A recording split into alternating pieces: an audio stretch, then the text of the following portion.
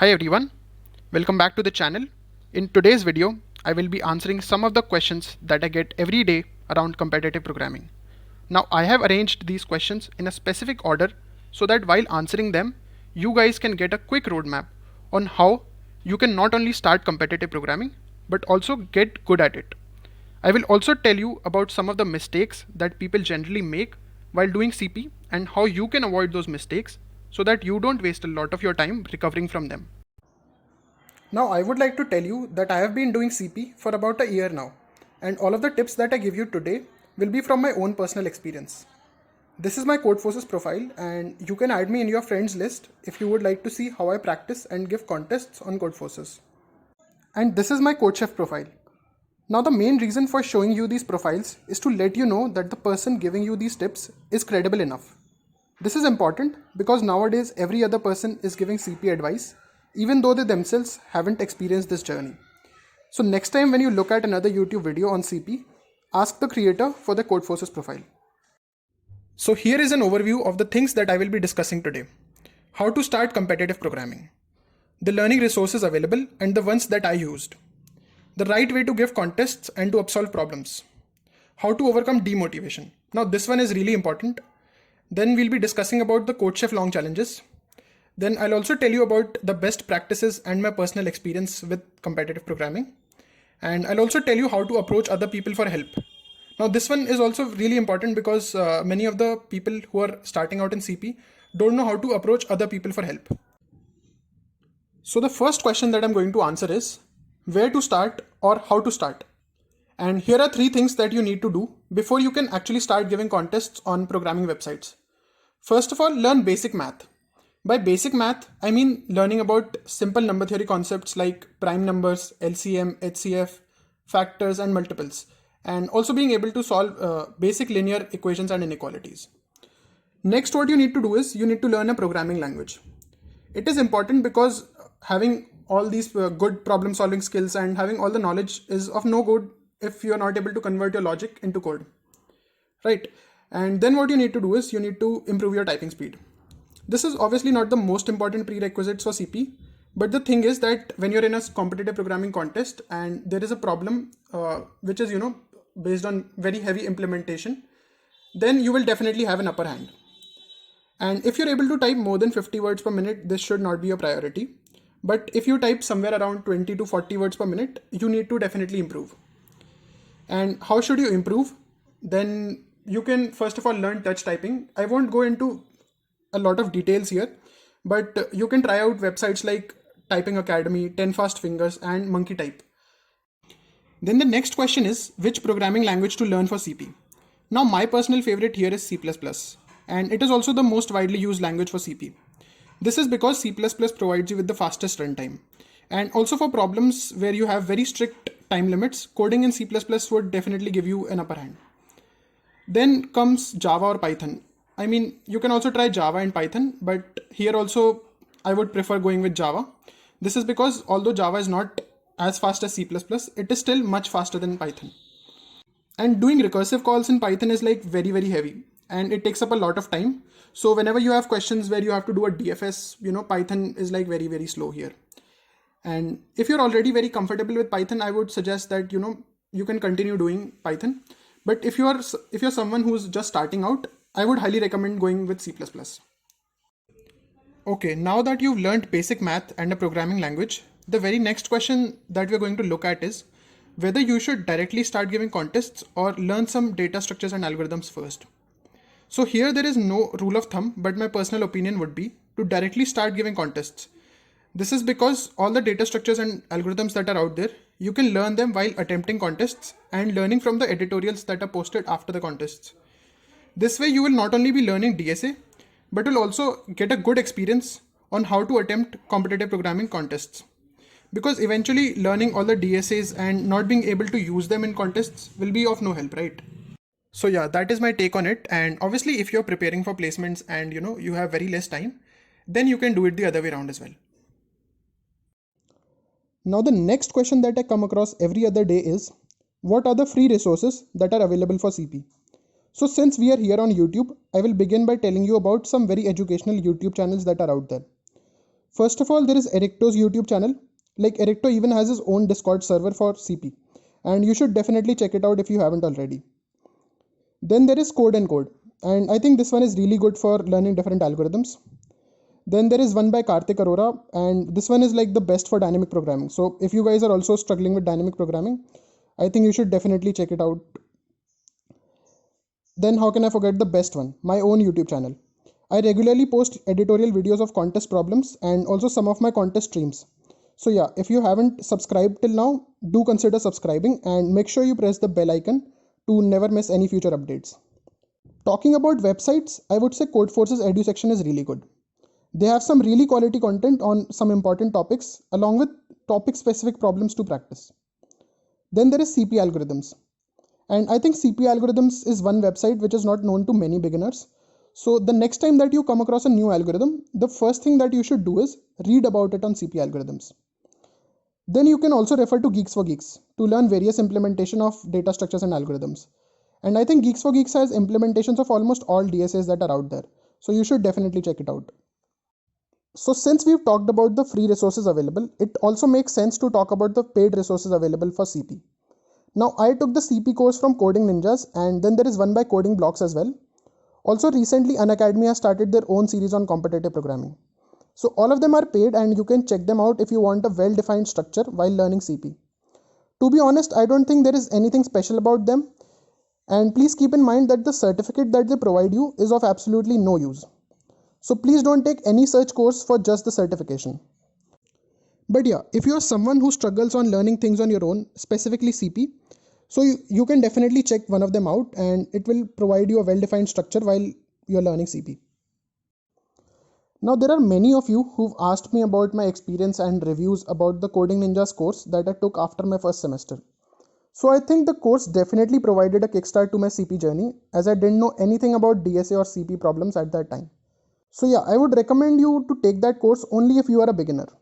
That course is not meant for anybody who is already a specialist or let's say an expert on Codeforces or a 4-star coder on CodeChef. And yeah, please only consider taking it if you are sure that you will be able to complete it, as this course is like somewhat expensive too. For the same reason, I will also leave my promo code for Coding Ninjas in the description, and you can use that to get a 1000 rupees discount on any course by Coding Ninjas. Also, completing the course with a good grade gives you a chance to become a TA for the same course. Now again, here also the certificate for the TA-ship does not matter in any way whatsoever. It was just one experience that I sort of liked, as I had to clear doubts of other students, and being able to explain your approach to a problem or being able to debug somebody else's code is always a great feeling, right? I'm not promoting anything here, and this was just one course that I took for CP, and these were my reviews for it. Now the next question is, what are the various coding websites that you can give contests on? The main ones are Codeforces, CodeChef, AtCoder, HackerEarth and HackerRank. I mean, most of you would already know about them, but here my personal favorites are Codeforces, CodeChef and AtCoder. HackerEarth and HackerRank are not that great for giving contests, but you can surely try them out for practice. Then there is a website called CSES. This is one website which is not known to many people, and I think it is really good for practicing. So what happens is that when you solve a tough problem in a CP contest, then that tough problem is mainly composed of many small, easier subproblems. And many of them are nothing but the same problems that are on the CSES. So yeah, make sure you give it a try if this was the first time you are hearing about CSES. Now Google also organizes CP contests every year. So some of them are Google Kickstart, Google CodeJam and Google Hashcode. Now there is one thing that I would like to stress upon. So please don't start giving contests on every possible website out there. Look for at most 3 that really suit you and give contests on them regularly. Try giving every contest that happens on those 3 or 4 websites that you choose. Let's now quickly look at some famous contests that one can try. Obviously the ones organized by Google are really good, so you can try them out for sure. Then there is Facebook Hacker Cup, and here I would say that Facebook Hacker Cup and Google CodeJam are for very experienced people. So if you are a total beginner in CP, then please don't try them out because you will definitely freak out. Then you can obviously try Codeforces contests, and Codeforces is one website which I consider the best for giving contests. They also have this division system, and the division 3 contests on Codeforces are really good for beginners. Then you can also try out CodeChef lunchtimes, cook-offs, and long challenges as well. And then there are AdCoder contests like AdCoder Beginner, Regular, and Grand contests. Here, CodeChef long challenges are, very long and they last for 10 days. So we will discuss about them in this video further. Okay, so now that we know what are the various contests that we can give, let's see how to attempt a contest. First of all, take out time for giving a contest. If the contest lasts for 2 hours, try to sit there and think for 2 hours. Don't just give up within the first 30 minutes because you're not able to solve the problems. Just stay there and face the whole contest. This is very important because most of the people don't give their best in a contest just because they form their opinion that, the next problem is very tough and maybe way out of the league. Just keep pushing even though you have only 10 minutes to go. Many a times the problem that you think is very tough is in fact very easy and only requires some small observations and your presence of mind. So don't just give up, keep pushing. Now when I say keep pushing, I don't mean that you spend your whole time on a single problem and you just waste away all of your time. Sometimes what happens is you will not get the idea to the easiest of the problems, and it is okay to move on to the next problem even though the next one is harder. You can keep track of which problems are easier in a contest by just looking at the submissions. Sometimes what happens is that problem D would maybe be easier than problem C. And you won't be able to discover that unless you look at the submissions. The more the number of submissions on a problem, the easier you can consider it to be. And during a contest, please have a pen and paper or something that you can write upon while thinking. This is really important, and most of the people consider writing as just a waste of time, but it's not actually a waste of time. It really helps you build upon a problem, and also it helps you jot down the various observations that you have around a problem. Also, many a times there will be a situation when your mind gets completely blocked and you're not able to think at all on a problem. In that case, you just need to get up from your chair, take a 2 minutes break, drink some water and come back. And please don't give a contest lying on a bed with your laptop. Sit on a chair and trust me, it will help. It will really help. Alright, now let's look at what you need to do after you have given a contest. First of all, relax. Feel happy that you sat through the entire contest and did something productive for 2 to 3 hours. Then once you think you've relaxed enough, try to complete those problems for which you already had the idea but didn't have time to complete during the contest. Now if you were able to solve A and B, or let's say even C, try out the next problem in line. This way you will be solving a tougher problem than your own level, and you will definitely learn some new concepts which you can apply in future contests. And yeah, try discussing the problems with your friends. This way you will get to know about the various approaches that can be used to solve the same problem, and you will also develop a better logic. I personally always make it a point to discuss the problems with my ICPC teammates, and yeah, for that reason a big shout out to Gaurav and Parth. They are my ICPC teammates. Moving on to the next question, that is how to upsolve a problem. Upsolving a problem simply means that you try to solve those problems after the contest that you were not able to solve during the contest. Upsolving regularly is a must for every competitive programmer. When you upsolve a problem, you learn new things, and mostly when you're upsolving, you are pushing your limit. So that is obviously great. Also, like reading the editorial when upsolving a problem is totally fine. But you must give an honest try of about an hour, or let's say half an hour, before you jump to reading the editorial. And obviously reading the editorial does not mean that you read the entire editorial in one go. Read it line by line, and after every line, think for about 5 to 10 minutes and try to build upon the small observations that you've made till now. Also make it a point to discuss the problems with your friends, because that way you will get to know about the various approaches that can be used to solve that same exact problem. And lastly, after solving the problem, try to think again about what did you just learn from the problem and where else can you apply it. I also get this question quite frequently, which is how to practice problems or which problems to practice. First of all, never solve very easy problems. I repeat, never. This is of no good and in no way helps you to improve. If your rating is X, then practicing problems of difficulty, let's say less than X minus 500, will be absolutely of no use. If your rating is X, try practicing problems of difficulty X plus 200 to X plus 400. Just try out problems that bring you out of your comfort zone. Never go beyond X plus 500, because in that case you will be wasting a lot of time, as those problems require a lot of advanced techniques that you likely don't know already. And yeah, reading the editorial while practicing is also fine. Just give an honest 1 hour try and then read the editorial line by line. You can also try out virtual contests on Codeforces to work upon your contest attempting skills. Now there are two choices. You can either practice random problems or you can try out topic wise problems. For topic wise problems, you can use tags of topics in the Codeforces problem set and start solving them, or you can try out the CSES problem set. I personally love the CSES problem set, and you can also try out random problems, but if you already know that you are weak in a certain topic, then you should go with topic wise problems. Now the next question that I would like to answer is, why do I hate CodeChef long challenges? So the very first reason is that the problems that are there in those long challenges are very lengthy and they require you to think for days. Like it won't happen that you are giving a long challenge and you are able to solve all those problems in 2 to 3 days. It will definitely require you to think for 10 days, and then only will you be able to solve around 70 to 80% of the problems.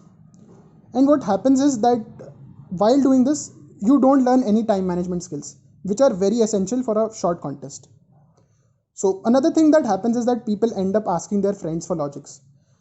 And what happens is that most of the people who are currently 5-star coders on CodeChef, they've become that 5-star coder only by cheating, like asking their friends for logic, looking out for solutions on YouTube, Google and Telegram and whatnot. So yeah, obviously these CodeChef long challenges are very informative, and if you compare the learning factor in a long challenge to that of a short contest, then obviously the learning factor in a long challenge is way high. Moving on to another important question. This is how to overcome demotivation. First of all, what you need to do is don't think about your rating so much. Like whenever you are performing bad in contests and you are losing ratings, that is the point that a person gets demotivated, and at that point you need to stop thinking about your rating. Take a 1 or 2 day gap in case you feel that you're not performing well and you are getting disheartened. Take a 1 or 2 day gap and skip solving any problems for those 1 or 2 days, and it will definitely help. Now do not skip contests. The very first thought that comes whenever you're performing bad is to skip the very next contest. You should not do that. You have to put up a fight and not get scared away by those contests, okay? The fear of rating should not stop you from giving any contest. Next, stop looking at your rating graph so much. Like whenever you're performing bad, just make it a point to stop looking at your rating graph. In case you're performing good and gaining ratings in almost every contest, then look at your rating graph, it will definitely motivate you. Now the next thing that I want to talk about is, how should one seek help from other experienced people? This was obviously not a question that I was asked, but this was something that I felt I should address. So whenever you're sending messages to other people for help, don't just say a hi, or let's say hi Priyansh, and go away. Okay, explain your problem in sort of a paragraph and then wait for a reply. Secondly, be polite. And also don't spam anybody for not replying to you for 2 to 3 days. If you send 2 to 3 texts and don't get a reply within a week, then don't just start sending those same texts again and again. Another thing that you should keep in mind is that you should not send random problems. Like this is specifically for competitive programming. Whenever you're facing a problem in, let's say, a certain question, you should not just pick up that question and send it to an experienced person and expect to get a quick reply. Everybody is busy and nobody is really interested in solving a particular question of competitive programming for you. So yeah, that was it for this video. In case you like this video, then do consider liking the video and also subscribe to the channel and press the bell icon to never miss any future updates.